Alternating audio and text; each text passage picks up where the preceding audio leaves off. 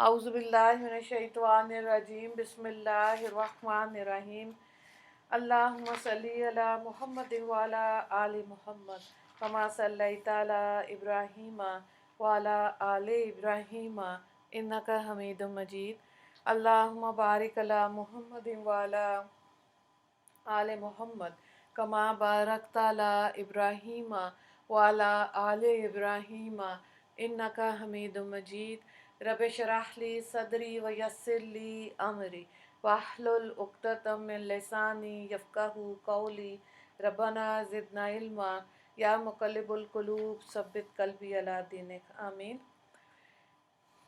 सूरह ज़ुमर हम कर रहे हैं और सूरत का रुकू नंबर 6 आज हम करेंगे और पारा नंबर 24 है। आयत नंबर 53 से देखें। कुल या इबादियल्लज़ीना असरफ़ू अला अनफ़ुसिहिम ला तक़नतू मिन रहमतिल्लाह इन्नल्लाहा यग़फ़िरुज़्ज़ुनूबा जमीआ इन्नहु हुवल गफ़ूरुर रहीम व अनीबू इला रब्बिकुम व अस्लिमू लहू मिन क़ब्लि अन यअतियाकुमुल अज़ाबु सुम्मा ला तुनसरून। आप कह दीजिए कि ऐ मेरे बंदो, जिन्होंने अपने ऊपर ज़्यादतियाँ की हैं, तुम खुदा की रहमत से नाउमीद मत हो। बिलयकीन अल्लाह ताला तमाम गुज़श्ता गुनाहों को माफ़ फरमा देगा। वाकई वो बड़ा बख्शने वाला, बड़ी रहमत वाला है। और तुम अपने रब की तरफ से रजू करो और उसकी फरमाबरदारी करो कबल इसके कि तुम पर अज़ाब वाक़या होने लगे, फिर तुम्हारी कोई मदद नहीं की जाएगी। और तुमको जैसे कि अपने रब के पास से आए हो, अच्छे अच्छे हुक्मों पर चलो कबल इसके कि तुम पर अचानक अज़ाब आ पड़े और तुमको इसका ख्याल भी ना हो।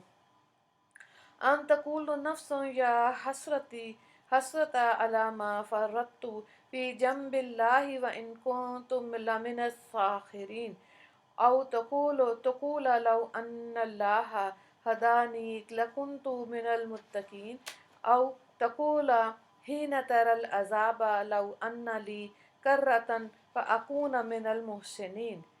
कभी कल क़यामत को कोई शख्स कहने लगे कि अफ़सोस मेरी इस कोहताई पर जो मैंने अल्लाह की जनाब में की, और मैं तो एहकाम खुदाबंदी पर हंसता ही रहा। या कोई ये कहने लगे कि अगर अल्लाह ताला दुनिया में मुझको हदायत करता तो मैं भी परहेज़गारों में से होता।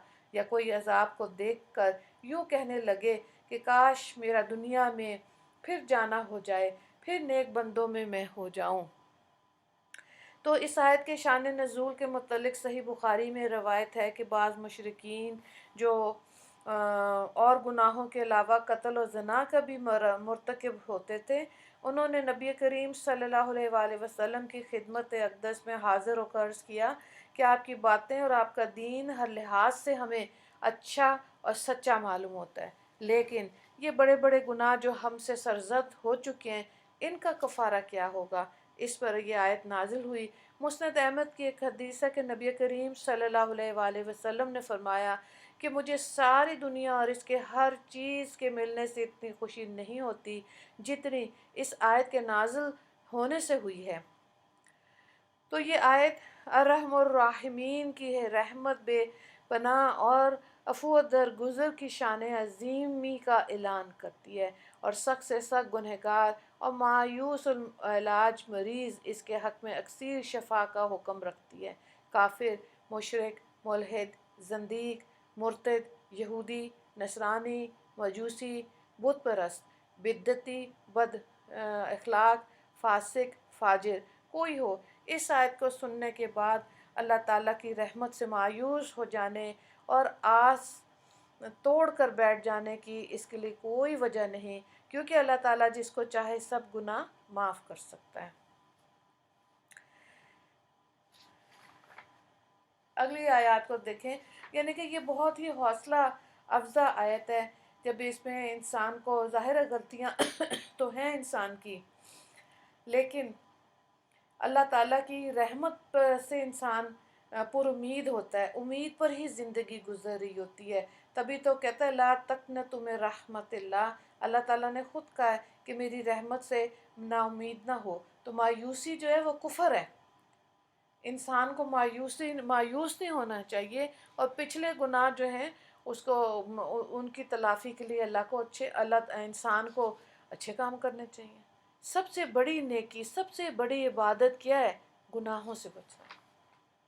اگلی آیت کو دیکھیں، بلا قد جاءتک آیاتی فکذبت بہا واستکبرت وکنت من الکافرین ویوم القیامۃ تری الذین کذبوا علی اللہ وجوہہم مسودۃ الیس فی جہنم مثوی للمتکبرین وینجی اللہ الذین اتقوا بمفازاتہم لا یمسہم السوء ولا هم یحزنون۔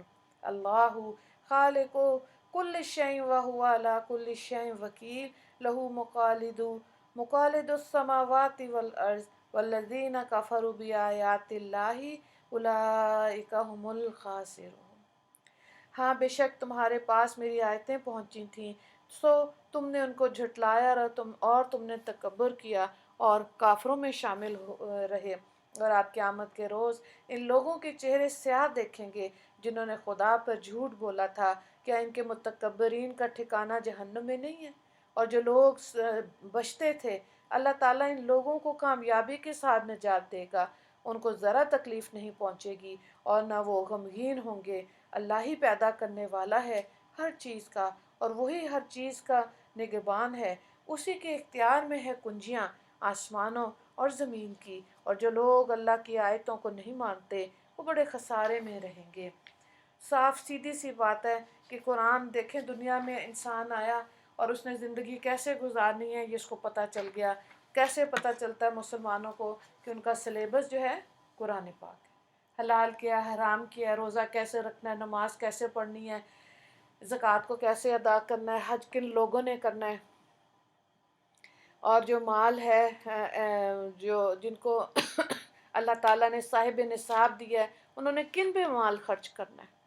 شادی، نکاح اور رضاعت، ہر چیز کو اللہ رب العزت نے کھول کھول کے بتایا۔ تو پہلے 10 پارے جو قرآن کریم کے ہیں ان میں احکامات ہیں، اور سارے احکامات ہیں، اور درمیان کے 10 پارے جو ہیں اس پہ نبیوں کے حالات ہیں، اور آخری 10 پاروں میں اللہ تعالیٰ نے کہا کہ جنت بھی ہے، جہنم بھی ہے، جو تمہیں مرضی اور علم دے دیا اس کا حساب کتاب شروع ہو جائے گا۔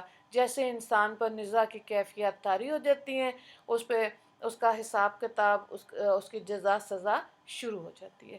تو اللہ تعالیٰ اس دنیا میں رہتے ہوئے ہمیں آخرت کی تیاری کرنے کی توفیق عطا فرمائے، آمین۔ اس رکوع سے ریلیٹڈ جو ہے وہ ایک ہی سوال تھا، آیت نمبر 53، لا تقنطوا من رحمتی کی تشریح کریں گو کہ اس میں بہت زیادہ بات ہو سکتی ہے، لیکن ہم کیونکہ مختصر سا تشریح دیکھ رہے ہیں تو اس لیے اتنا میرا خیال ہے کافی ہے۔